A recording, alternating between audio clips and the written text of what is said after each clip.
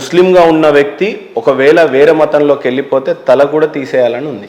మొత్తం ఖురాన్లో ఎక్కడుందో ఆ వచనం నాకు చూపించండి ఒకసారి. దయచేసి మీరు ఒక విషయము, ఒక ముస్లిముగా వెళ్ళిపోయినటువంటి వ్యక్తి అంటే ఒక ముస్లిము ఇస్లాం ధర్మాన్ని వదిలేస్తే తన తల నరికేయండి అని ఖురాన్లో, మొత్తం ఖురాన్లో ఎక్కడ ఉంది ఒక్కసారి మీరు. ఖురాన్ 9వ సూర 5వ ఆయత్ ఏం చెప్తుందో చెప్పండి సార్. నేను మీకు ఒక విషయం మీరు అర్థం చేసుకోవాలి. సూరే తౌబాది సూర నంబర్ 9 ఆయత్ నంబర్ 4, 5లో నిషిద్ధ మాసాలు గడిచిపోయిన తర్వాత ఈ అవిశ్వాసులను మీరు చంపండి, ఒకవేళ వారు శరణు కోరితే వారిని సురక్షితమైనటువంటి వారి వారి ప్రదేశాల్లో. అసలు ఖురాన్ ఎందుకు తెలియదనే నా ప్రాబ్లం సార్. ఇప్పుడు మీరు ఒక క్వశ్చన్ అడిగి నేను చెప్పేటప్పుడు మళ్ళీ ఎందుకు కన్ఫ్యూజన్ చేస్తారు? అక్కడ అర్థం అది లేదు. తెలుగులో ఖురాన్ నిజంగా ఉంటే నేను ఏదైనా అర్థం చేసుకునేవాడిని. సూరే తౌబా నంబర్ 9 ఆయత్ నంబర్ 5లో ఉన్నటువంటి విషయం ఏంటంటే, మీరు నిషిద్ధ మాసాలు గడిచిపోయిన తర్వాత ఈ ముష్రికులను మీరు చంపండి. రైట్. ఖురాన్ అది ఎవరి కోసం? అది ఎవరి కోసం? 9వ సూర 28వ ఆయత్ అదేం చెప్తుంది? నాకు తెలిసేది బహుదేవోపాసకులు అపరిశుద్ధులు అనే ఏదో పదం ఉంటుంది అక్కడ. సార్ ఇప్పుడు సూరే ఖురాన్లో సూరే తౌబా అనేటటువంటి అధ్యాయం ఏదైతే ఉందో మిగతా అధ్యాయాలతో దాన్ని పోల్చకూడదు. అది కేవలము ఆనాటి యుద్ధ రంగానికి సంబంధించినటువంటిది. అది ఇక్కడ ముష్రికీన్ అనేటటువంటి పదం ఏదైతే ఉందో అక్కడ అల్ ముష్రికీన్ అన్నారు. అంటే పర్టికులర్లీ అంటే అర్థం ఏంటి సార్? ఫస్ట్ ముష్రిక్ అంటే బహుదేవోపాసకులు. రైట్. అంటే హిందూ కాదు అది కాదు సార్. అక్కడ ఖురాన్ అవతరించేటప్పుడు అక్కడ హిందువులు లేరు, అక్కడ రాముడు కృష్ణుడు సాయిబాబా అన్న కాన్సెప్ట్ కూడా లేదు. అది కేవలము ఆనాటి. రైట్. ఎవ్వరు లేనప్పుడు ముష్రికులు అంటే ఎవరిగా అక్కడ ఉన్నటువంటి వారు ముష్రిక్ అనేవాడు. ఇప్పుడు ఖురాన్ అవతరించినప్పుడు అక్కడ ఎవరెవరు ఉన్నారంటే ఇప్పుడు వచ్చారు ఎవరు లేరన్న అక్కడ ఏముందంటే ఖురాన్ అవతరించేటప్పుడు అక్కడ బహుదేవోపాసకులు మక్కా ముష్రికీలు ఉన్నారు అనమాట. అంటే ఆ మక్కాలో ఉన్నటువంటి ఆ యొక్క 360 విగ్రహాలను ఆరాధించే వారు ఉన్నారు, క్రైస్తవులు ఉన్నారు, మజూసి అంటే అగ్ని పూజారులు ఉన్నారు, యూదులు ఉన్నారు. అయితే అక్కడ ప్రధాన వినండి, ముందు ఎవరు లేరంటున్నారు మళ్ళీ. ఇప్పుడు మీరు ఇది హిందువులు కదా అన్నప్పుడు మీకు చెప్పాను నేను. ఓకే, మీరు హిందువులు కదా అన్నప్పుడు చెప్పాను.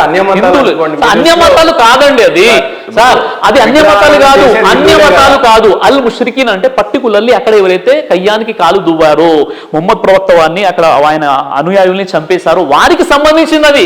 ఇది తీసుకొచ్చేసి హిందువులకు వర్తిస్తుంది, ఇది క్రైస్తవులకు వర్తిస్తుంది, ఇది యూదులకు వర్తిస్తుంది, ముస్లిం కాని వాళ్ళందరినీ చంపేయండి అని ఖురాన్లో లేదు. ఇది ఒక పెద్ద అపోహ.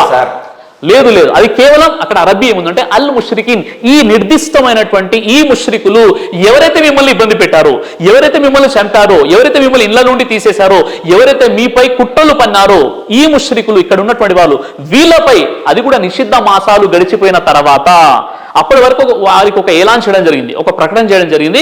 ఈ 4 నెలల తర్వాత కూడా ఇక్కడ మీకుంటే ఇక్కడ మీకు పనిష్మెంట్ ఇవ్వడం జరుగుతుంది. అయితే ఇది నాకు ఎలా అర్థమైందో కొంత క్షమించాలా సార్. అర్థమైందే, నేను ఉన్నదే చెప్తున్నాను కాబట్టి తప్పుగా తీసుకోవద్దు. మీ మతాన్ని ఫాలో అవ్వాలి అని అంటే ఏమో కింద కోసుకోవాలి సుంతి, ఈ మతం నుంచి బయటకు వెళ్ళిపోవాలి అని అంటే తల తీసేసుకోవాలి సార్. ఇస్లాం ధర్మంలో నిర్బంధం కానీ బలవంతం కానీ ఎక్కడ లేదు కాబట్టి వినండి అలా అనిపించిన ఇప్పుడు చూడండి, ఇస్లాం ధర్మంలో నిర్బంధం కానీ బలవంతం కానీ లేదు కాబట్టి ఎవరైనా ముస్లిం మహిళ నేను బుర్ఖా వేసుకోనన్నా బలవంతంగా ఆమెకు వేయకూడదు.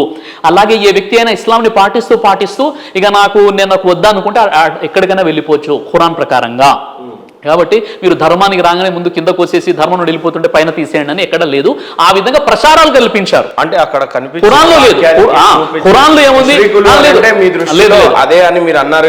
లేదు. అల్ ముష్రికీన్ అనే అరబీ పదానికి అర్థం ఏంటంటే నిర్దిష్టమైనటువంటి, ఇక్కడ ఎవరైతే మిమ్మల్ని చంపారో, గతంలో ఎవరైతే మిమ్మల్ని కుట్రలు పన్నారో, మిమ్మల్ని ఈ ప్రదేశం నుండి తీసేశారో, మిమ్మల్ని ఇలా హింస చేశారో వాళ్ళను మాటు వేసి అక్కడ ఈ టైం తర్వాత, ఈ 4 నెలల తర్వాత ఒకవేళ వాళ్ళు అక్కడే ఉన్నట్లయితే అప్పుడు మీరు ప్రతీకారం తీసుకోండి. అసలు లేదు, అయితే తీసేశారా వాళ్ళు వెళ్ళిపోయారు. అక్కడ ఒక్క మారణహోమం కూడా జరగలేదు. ఉన్నారా లేదా అన్న విషయం పక్కన పెట్టండి. ఉన్నారా లేదా వాళ్ళకు హెచ్చరిక. ఇప్పుడు హెచ్చరిక వాళ్ళని హెచ్చరించడం జరిగింది, వారు వెళ్ళిపోయారు అంతే. అది ఇక దానికి ఏదో మొత్తం ఏంటంటే కట్టుకథలు అల్లేసి ప్రచారం చేస్తున్నారు. ఓకేనండి. ఇతర గ్రంథాలు ఎక్కడన్నా చూసినట్లయితే ఒక బైబిల్ ఖురాన్ తప్పితే వేరే ఏవి చూసినా కొంత బాధ కలిగించే విషయం ఏంటంటే, ఇక్కడ పురాణాల్లోకి వచ్చేసరికి, గీతలోకి వచ్చేసరికి, వేదాల్లోకి వచ్చేసరికి భార్య భర్తలు ఇద్దరు కూర్చొని దేవుడిని ఆరాధించాలని ఉంటుంది. పూజలు చేయాలి, హోమం చేయాలి, ఎవ్రీథింగ్ కలిసి ఉంది. కొన్ని సందర్భాలలో మనిషి దేవుడిని కూడా పాచికాలు ఆడి ఓడించిన వాళ్ళు ఉన్నారు. యుద్ధాలు చేసి ఓడించిన వాళ్ళు ఉన్నారు. ఏ సంబంధమైనా సరే దేవుడు మనిషి కలిసి ఉన్నాడు. ఇక్కడ బైబుల్ ఖురాన్కి వచ్చే సిస్టమ్ దగ్గర కొంత కన్ఫ్యూజన్ నాకేంటంటే, ఎప్పుడు కూడా దేవుడు ఎవరో చెప్పరు, కానీ ఆయన ఒకడున్నారు అని చెప్తారు. ఆయనను కలిసింది లేదు, చూసింది లేదు, మాట్లాడింది లేదు, కానీ వాక్యాలు మాత్రం తరతరాలుగా ఎన్నో సంవత్సరాల నుంచి చదువుతూ వస్తున్నాం. ఇక్కడ మాత్రం దేవుడు క్లియర్గా ఉన్నాడు. హోమాలు చేస్తున్నారు, పూజలు చేస్తున్నారు, దేవుడితో సంబంధాలు ఉన్నాయి. దేవుడితో సంబంధం లేకపోవడం ఏంటి సార్? సార్ మన సృష్టికర్తతో మనకు సంబంధం ఉండాలి కదా. బ్రహ్మ గడియ అంటారు. ఇప్పుడు చెప్తున్నాను, దేవుడితో సంబంధం ఏంటంటే తహజ్జుద్ నమాజ్ అని ఒకటి ఉండదు, బ్రహ్మ గడియ. ఆ గడియలో మీరు దేవుడు మీకు చాలా దగ్గరగా అయిపోతాడు. ఆ గడియలో ప్రార్థనలు చేసేసుకోవాలి. కాబట్టి బ్రహ్మ గడియ, దీన్ని తహజ్జుద్ నమాజ్ అని అంటారు. రోజు 5 పూటల ప్రార్థన ఉంటుంది. ఇంకా దేవునికి అంతకంటే ఎక్కువ దగ్గర ఎలా అవుతారు? ఇప్పుడు ఒక వ్యక్తి ఎంత బిజీ స్కెడ్యూల్లో కూడా అతడు వెళ్ళి 5 times నమాజ్ చదువుతున్నాడంటే అతడు దేవుడికి ఎంతగానో దగ్గర అయిపోతున్నాడు.